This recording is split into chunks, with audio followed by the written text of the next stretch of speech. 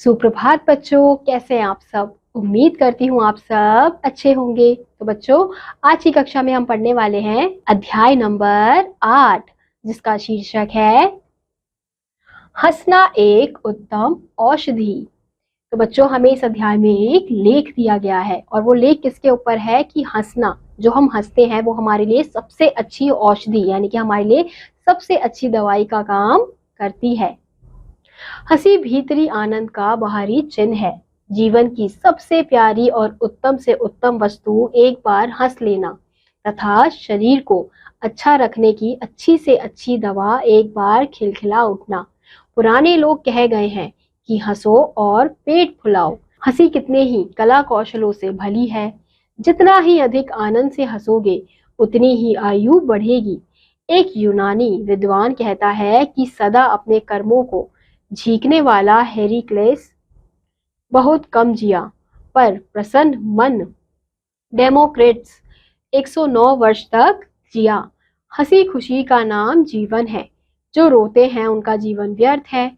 कवि कहता है जिंदगी जिंदा दिली का नाम है। मुर्दा दिल क्या खाक जिया करते हैं। तो बच्चों, हमें यहाँ पे क्या बताया जा रहा है कि हंसी जो है वो भीतरी आनंद का बाहरी चिन्ह होता है। यानी कि हमें जब हम हंसते हैं, खुश होते हैं, तो हमें अंदर से खुशी महसूस होती है, आनंद महसूस होता है।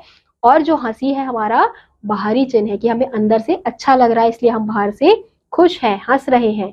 और जीवन की सबसे प्यारी उत्तम से उत्तम वस्तु एक बार हंस लेना है। और शरीर को अच्छा रखने की अच्छी से अच्छी दवा क्या है? खिलखिला उठना यानी कि हंसना। अब क्या कहा गया है कि पुराने लोग कह गए हैं कि हंसो और पेट फुलाओ।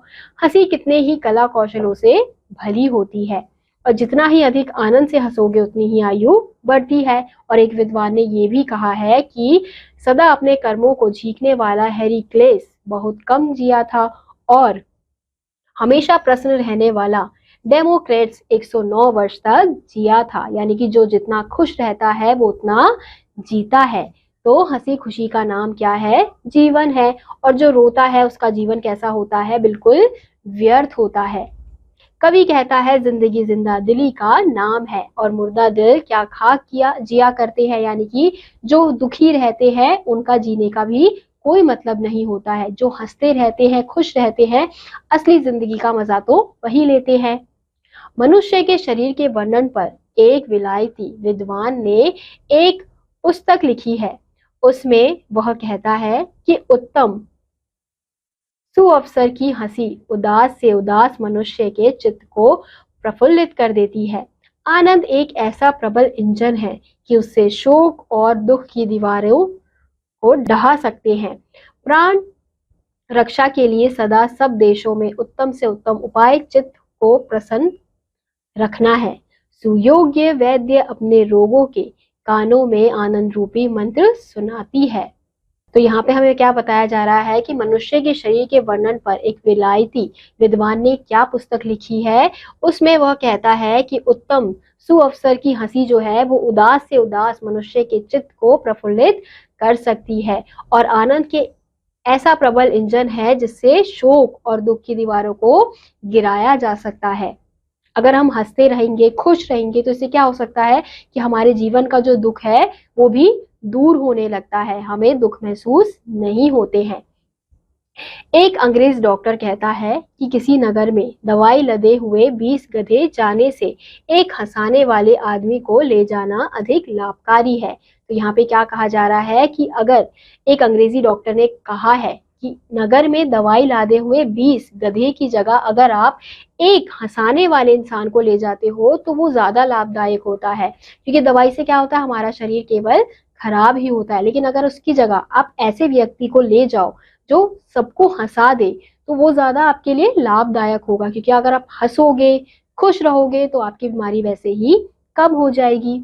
डॉक्टर हसफ्लैंड ने एक पुस्तक में आयु बढ़ाने का उपाय लिखा है।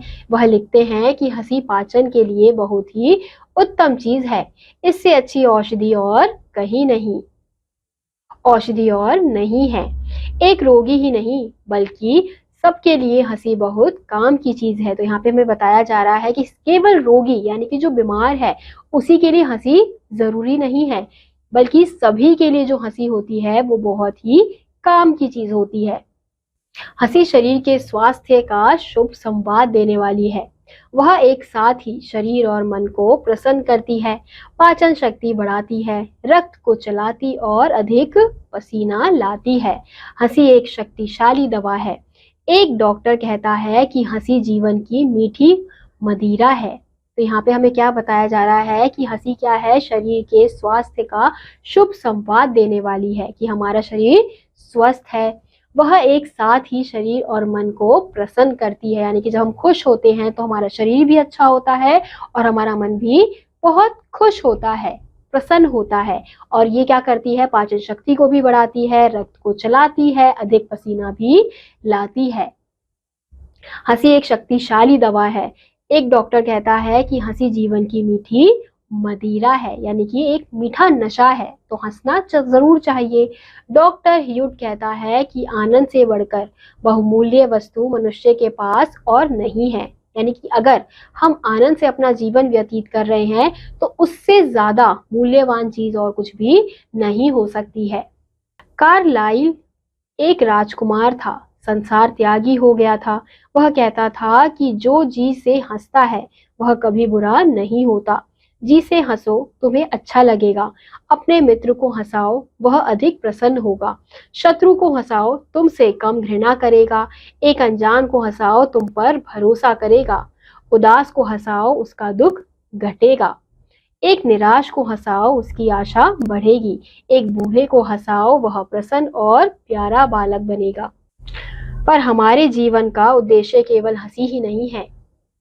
हमको बहुत काम करने हैं, तथापि उन कामों में, कष्टों में और चिंताओं में एक सुंदर आंतरिक हंसी बड़ी प्यारी वस्तु भगवान ने दी है।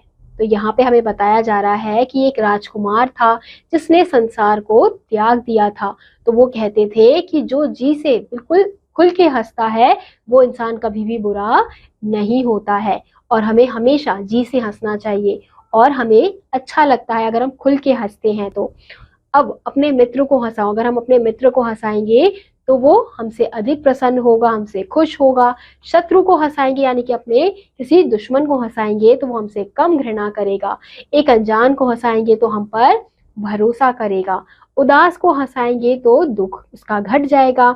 एक निराश इंसान को हंसाएंगे तो उसकी आशा बढ़ेगी, और एक बूढ़े को हंसाएंगे तो वह प्रसन्न और प्यारा बालक बनेगा। पर हमारे जीवन का उद्देश्य केवल हंसी नहीं है, हमें और भी काम करने होते हैं। इसलिए इन कामों के और कष्टों में, चिंताओं में एक सुंदर आंतरिक हंसी हमारे लिए एक प्यारी सी वस्तु भगवान ने बनाई है। हंसी सबको भली लगती है। मित्र मंडली में हंसी विशेषकर प्रिय लगती है। जो मनुष्य हंसते नहीं उनसे ईश्वर बचाए। जहां तक बने हंसी से आनंद प्राप्त करो। प्रसन्न लोग कोई बुरा नहीं करते। तो हंसी क्या करती है बच्चों? सबका भला करती है। और अगर हम मित्र मंडली यानी कि अपने मित्रों के साथ हंसते हैं तो हमें बहुत अच्छा लगता है। और जो मनुष्य हंसते नहीं है तो भगवान उससे हमें बचाकर ही रखे। और जहां तक बने हंसी से आनंद प्राप्त करो। प्रसन्न लोग कोई बुरा नहीं चाहते हैं। हंसी बैर और बदनामी की शत्रु है और भलाई की सखी है। यानी कि अगर जो इंसान खुश है तो यानी कि वो किसी से बैर नहीं करता है, किसी को शत्रु नहीं मानता है। उसका सखी कौन है? उसका सखी है किसी की भलाई करना। हंसी सजे सजाए घर के समान है। मनुष्य रोने के लिए नहीं बनाया गया, हंसने के लिए आदमी बना है। मनुष्य खूब जोर से हंस सकता है, पशु पक्षी को ईश्वर ने यह शक्ति नहीं दी है। यानी कि हम जो इंसान हैं हम जोर से हंस सकते हैं, खुलकर हंस सकते हैं, लेकिन ये जो शक्ति है वो पशु पक्षियों को भगवान ने नहीं दी है। ये केवल जो शक्ति है वो हमें ही दी है। तो हमें रोना नहीं चाहिए। पशु पक्षी जो है वो रोते हैं, वो हंसते नहीं। आपने देखा होगा जब वो दुखी होते हैं वो रो सकते हैं लेकिन वो हंस नहीं सकते हैं। तो ये हंसी वाली जो शक्ति है वो केवल मनुष्य को भगवान ने दी है।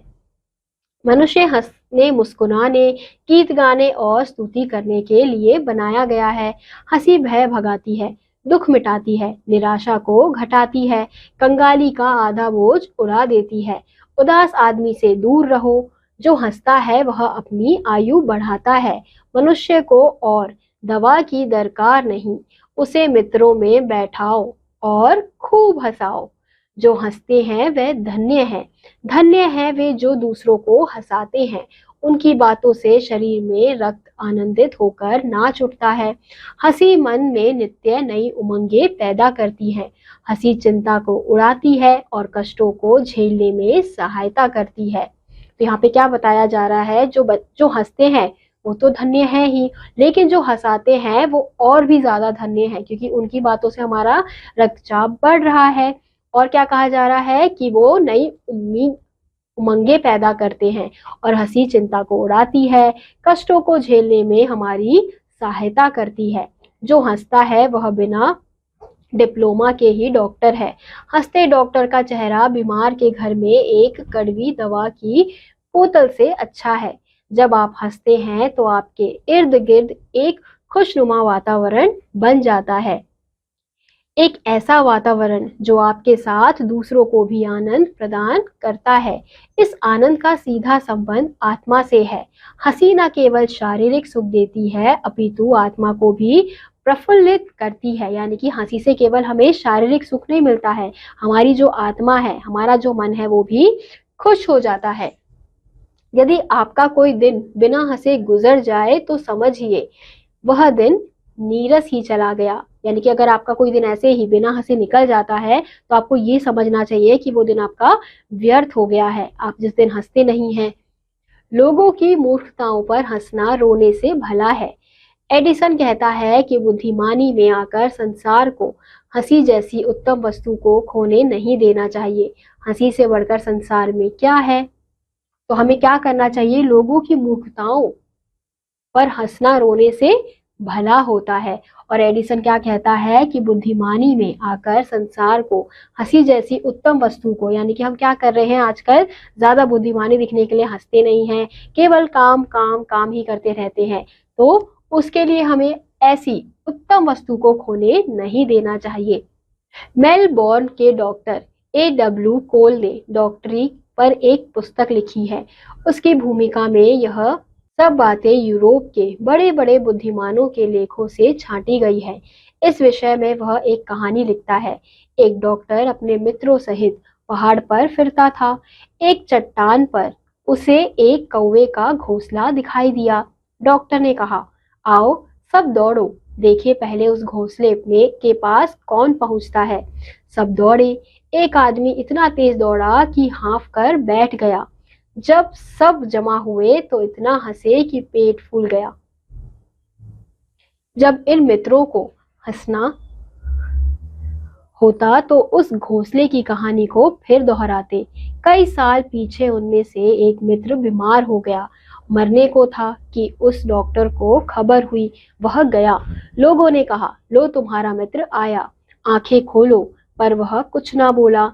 तब डॉक्टर ने जोर जोर से कौवे के घोंसले की कहानी सुनाई। कहानी सुनकर बीमार हंसा, यहाँ तक कि वह अच्छा हो गया और उसकी बीमारी भी दूर हो गई। उसी हंसी को मनुष्य जीवन के साथ लगाए रखने के लिए हमारे पूर्वजों ने होली का त्योहार जारी किया था। होली की कृपा से अब भी हम कुछ हंस लेते हैं। संसार में दुख और उदासी अधिक है। उस दुख और उदासी को दबाकर एक बार मनुष्य को हंसाना और प्रसन्न करना ही होली का उद्देश्य है। इसी से जानो कि होली हमारे जीवन की कैसी प्यारी चीज है। तो बच्चों, इस अध्याय के माध्यम से लेखक ने हमें क्या बताने का प्रयास किया गया है कि हमारे जीवन में चाहे जितने भी कष्ट हो, जितने भी दुख हो, हमें हंसते रहना चाहिए। क्योंकि हंसने से क्या होता है, हमारा दुख कम होता है, कष्ट कम हो जाता है, हम परेशानियां भूल जाते हैं और हमारा शरीर भी स्वस्थ रहता है। तो सबसे अच्छी औषधि यानी कि सबसे अच्छी दवाई रोग की क्या होती है? हंसी। अगर आप खुल के हंसोगे तो आपका शरीर अच्छा रहेगा और आप दूसरों को हंसाओगे तो वो लोग आपसे खुश रहेंगे, प्रसन्न रहेंगे। तो इसी के साथ आज का यह अध्याय यहीं समाप्त होता है। उम्मीद करती हूँ आपको यह अध्याय समझ आया होगा। मैं आपसे मिलूंगी अगली कक्षा में। तब तक के लिए आप सभी बच्चे खुश रहिए और पढ़ते रहिए। बाय।